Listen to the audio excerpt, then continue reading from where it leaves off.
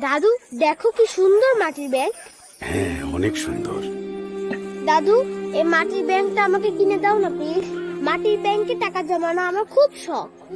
কিন্তু তোমার তো টাকা জমানোর ড্রয়ার আছে।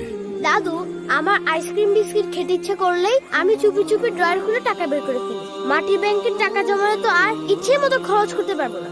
এভাবে টাকা জমালে একদিন আমার অনেক টাকা হবে। অনেক টাকা দিয়ে কি করবে দাদু ভাই? কাবা শরীফে যাব। সুবহানাল্লাহ। মাশাআল্লাহ, কত বুদ্ধি তোমার। এই মাটির ব্যাংকটির দাম কত ভাই? দাম দেওয়ান লাগবো না, আমি তো আর কাবা শরীফে যাইতে পারুম না। বাবু যদি মাটির ব্যাংকে টাকা জমাইয়া মক্কা শরীফ যায় তাইলেই আমি খুশি। বাবুরে এটা আমি উপহার দিলাম। আঙ্কেল, আমি যেদিন কাবা শরীফে যাব সেদিন আপনার জন্য অনেক দোয়া করব।